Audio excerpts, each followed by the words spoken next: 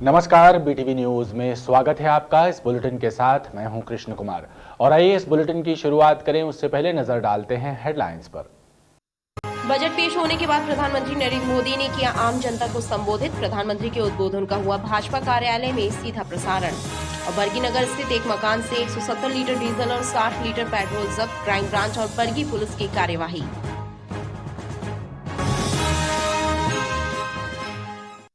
रांझी दर्शन तिराहे पर काबिज अतिक्रमणों को हटाने पहुंची नगर निगम की टीम को कांग्रेस कार्यकर्ताओं का विरोध झेलना पड़ा। कांग्रेस ने पक्षपातपूर्ण कार्रवाई का आरोप लगाते हुए सड़क पर धरना दिया तो टीम को बुलडोजर सहित वापस लौटना पड़ा। रांझी दर्शन तिराहे पर उस वक्त बवाल मच गया जब क्षेत्रीय व्यापारियों और कांग्रेस कार्यकर्ताओं ने पक्षपात का आरोप लगाते हुए अतिक्रमण विरोधी कार्रवाई की खिलाफत शुरू कर दी। कांग्रेस कार्यकर्ताओं ने कहा कि अधिकारी सांठ-गांठ करके बेजा कब्जे हटा रहे हैं। चुन चुनकर कुछ लोगों को टारगेट किया जा रहा है, लिहाजा ऐसी मनमानी नहीं होने दी जाएगी। जिला प्रशासन की कार्रवाई बंद करो, बंद करो, बंद करो। तानाशाही कार्रवाई नहीं चलेगी, नहीं चलेगी, नहीं चलेगी। अधिकारियों को निलंबित करो, निलंबित करो, निलंबित करो। 2019 में नोटिस दिया गया था और आज स्मार्ट सिटी का काम करने के लिए यहाँ पर दुकानों को तोड़ा जा रहा है।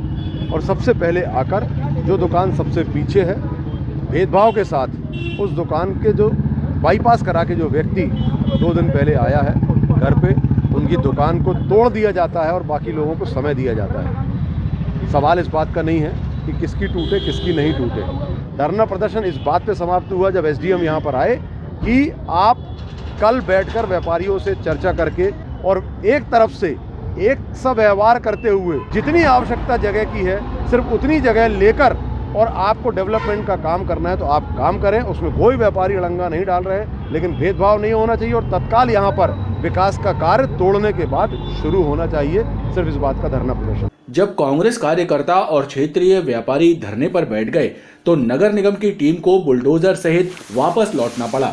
नगर निगम के अधिकारी जवाब देने से बचते रहे। क्षेत्र में देर तक हंगामा मचा रहा। कैंट विधानसभा क्षेत्र के युवा कांग्रेस कार्यकर्ताओं ने रांझी में केंद्र सरकार के खिलाफ प्रदर्शन किया। युवा कांग्रेस कार्यकर्ताओं ने आरोप लगाया कि केंद्र सरकार द्वारा लोगों की जासूसी करवाई जा रही है जो गैर कानूनी है। यदि इसे नहीं रोका गया तो तीव्र आंदोलन किया जाएगा। युवा कांग्रेस कार्यकर्ताओं ने केंद्र सरकार के खिलाफ रांझी में पैदल मार्च निकाला और सरकार पर लोगों की जासूसी कराने का आरोप लगाया।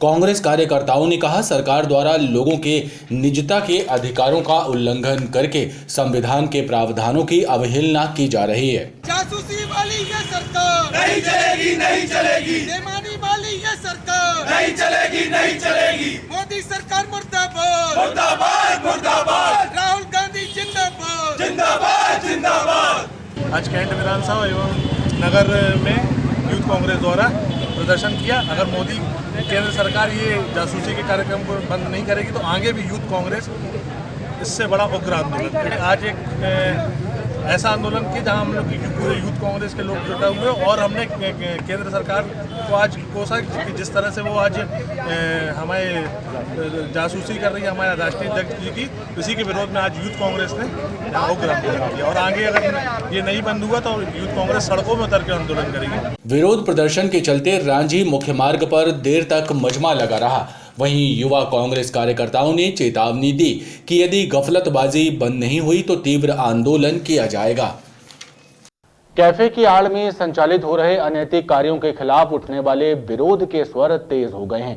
कांग्रेस महिला उत्पीड़न निवारण प्रकोष्ठ ने पुलिस प्रशासन से मांग की है कि ऐसे कारोबार पर सख्ती से बंदिशें लगाई जाएं।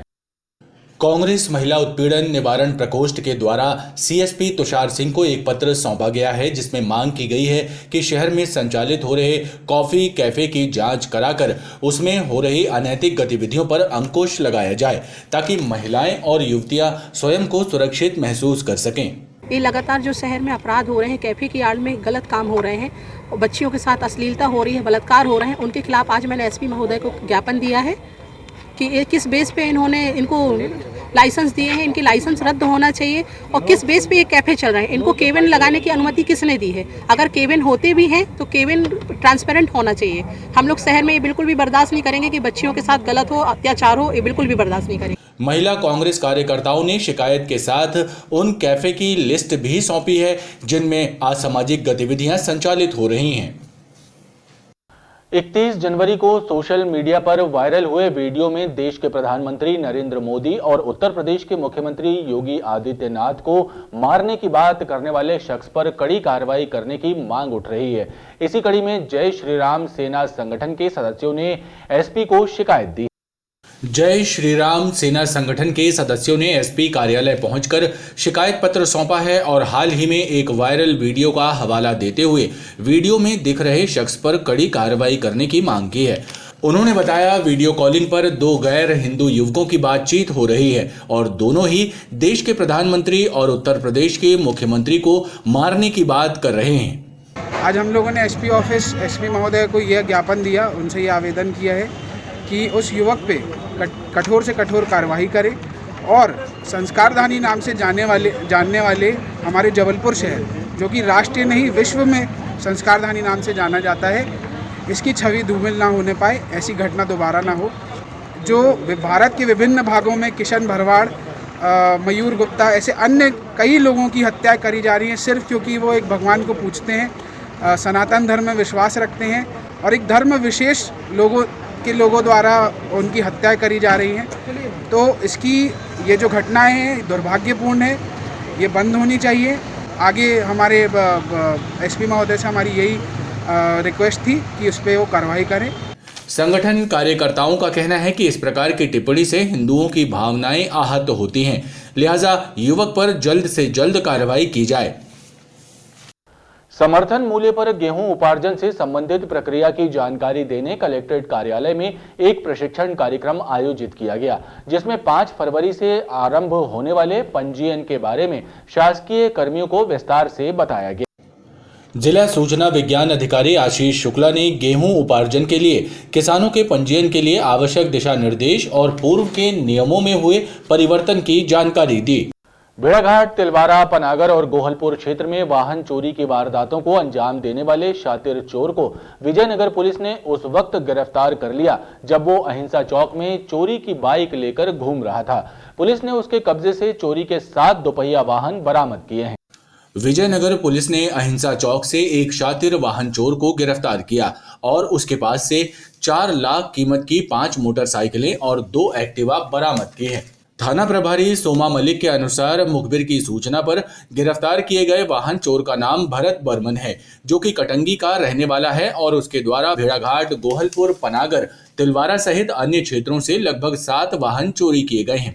दौरान गश्त के पता चला कि कोई व्यक्ति है जो अहिंसा चौक के आसपास वाहन चोरी के फिराक में घूम रहा है, जिसे मुखबिर द्वारा बताया अनुसार घेराबंदी कर पकड़ा गया और पूछताछ की गई, जो अपने आप को भरत पिता मुन्ना लाल बर्मन कटंगी निवासी बताया। उससे और सघन पूछताछ की गई तो उसके द्वारा बताया गया कि पूर्व में भी वो थाना ग्वारीघाट, कटंगी और पाटन से जेल जा चुका है और वर्तमान में उसके द्वारा थाना भेड़ाघाट, तिलवारा एवं पनागर से वाहन चोरी की घटना कारित की गई है। तो पूछताछ दौरान उस 7 वाहन उससे जब्त किए गए हैं, जो लगभग 4 लाख के कीमती हैं और अन्य घटनाओं के बारे में पूछताछ की जा रही है। पुलिस के द्वारा बताया गया कि आरोपी पूर्व में भी चोरी के प्रकरण में गिरफ्तार हो चुका है। रेल यात्रियों के साथ ठगी और लूट करने वाले एक व्यक्ति को जीआरपी और आरपीएफ की टीम ने धर दबोचा। ये ठग उन लोगों को अपना निशाना बनाता था जो सफर के दौरान तंबाकू चूना खाते मिलते थे। व्यक्ति द्वारा स्वयं को रेलवे का चेकिंग स्टाफ बताकर यात्रियों से ठगी की जाती। शासकीय रेल पुलिस और आरपीएफ की टीम ने संयुक्त रूप से कार्रवाई करते हुए एक ठग पंकज चौकसे को गिरफ्तार किया है। इसके द्वारा स्वयं को रेलवे चेकिंग स्टाफ बताकर रेल यात्रियों से ठगी की जाती थी। खासकर उन लोगों को निशाना बनाया जाता था जो तंबाकू चूने का सेवन करते मिलते थे।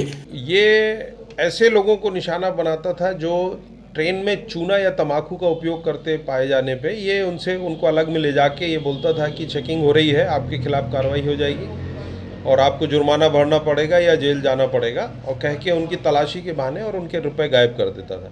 जो होशंगाबाद का रहने वाला है, इस व्यक्ति को मदन महल रेलवे स्टेशन पर उस समय पकड़ा गया जब ये अपना ग्राहक तलाश रहा था, शिकार की तलाश में था, उस समय इसको पकड़ा गया है। इसको पकड़ के जब इससे पूछताछ की गई हुलिया के आधार पर, तो तो इसने इस तरह की कई घटनाएं करना स्वीकार किया है और इसके बतानुसार इसके कब्जे से कुल 27,000 रुपये तीनों प्रकरण में बरामदगी कर इसे गिरफ्तार किया गया है और इसे आज माननीय न्यायालय के समक्ष पेश किया जा रहा है। ये इसके बतानुसार तो ये काफ़ी साल से कर रहा है कि लेकिन कभी पकड़ा नहीं गया। लेकिन अभी जब हमारा जो जीआरपी और आरपीएफ का जब जॉइंट ऑपरेशन हुआ तो ये पकड़ में आया है। पुलिस के मुताबिक पकड़ा गया ठग होशंगाबाद का निवासी है और वहां उस पर कई आपराधिक मामले दर्ज हैं, लेकिन पहली बार पकड़ा गया है। आरोपी के पास से 27,000 रुपए भी बरामद किए गए हैं जो उसने यात्रियों से ठगे थे।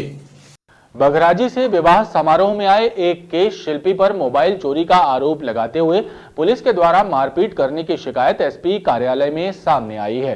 पीड़ित ने एसपी के नाम लिखित शिकायत देकर यादव कॉलोनी चौकी और बघराजी पुलिस पर आरोप लगाए हैं। बघराजी निवासी राकेश सेन ने एसपी कार्यालय पहुंचकर शिकायत दी है कि मोबाइल चोरी का इल्जाम लगाते हुए उनके साथ यादव कॉलोनी चौकी और बघराजी पुलिस ने मारपीट की है और 15 दिनों में मोबाइल या फिर पैसे ना लौटाने पर फिर से मारपीट करने की बात कही है। परेशान युवक ने एसपी से निष्पक्ष जांच कराने की मांग की है। जी बघराजी से आया हूँ। यहाँ आया था मैं एक विश्वकर्मा परिवार के साथ बघराजी से सहनाई गार्डन शादी का काम करने के लिए। मैं नावगिरी का काम करता हूँ। 27 तारीख की शादी थी। 28 तारीख को जो हम लोग यहाँ से विदाई करा के घर गए तो ऐसा हम लोग कुछ मालूम नहीं था कि यहाँ क्या हुआ क्या नहीं हुआ। घर जाने के बाद मेरे को बघराजी पुलिस वालों ने उठा लिया, बोले कि तुम कोई का मोबाइल चोरी करके ले आए सहनाई गार्डन से और मेरे को बहुत बेरहमी से मारे हैं। बघराजी में सुबह 10 बजे शाम को 4 बजे तक। फिर यहाँ जबलपुर लेके आए हैं।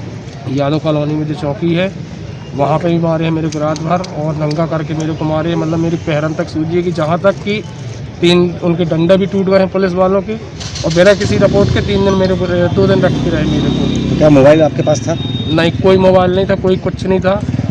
उनकी तरफ से मेरे को ये बोला गया कि 15 दिन के अंदर अंदर अगर तुम 50,000 रुपये ला के नहीं दे रहे हो तो तुम्हारे परिवार को फिर से उठा के जेल में डाल दिया जाएगा और फिर से भी ऐसी पिटाई की जाएगी। इसके लिए मैं आया हूँ एसपी ऑफिस में शिकायत देने के लिए। दरअसल राकेश कुछ दिन पहले विश्वकर्मा समाज के विवाह समारोह में आया था, जहां पर किसी का मोबाइल चोरी हो गया और अब उस पर चोरी का इल्जाम लगाया जा रहा है।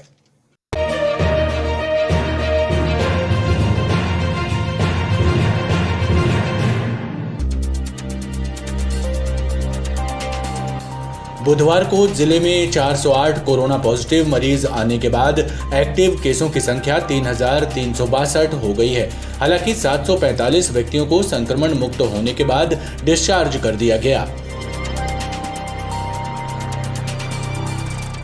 खबरों का क्रम लगातार जारी है, आप देखते रहिए BTV न्यूज।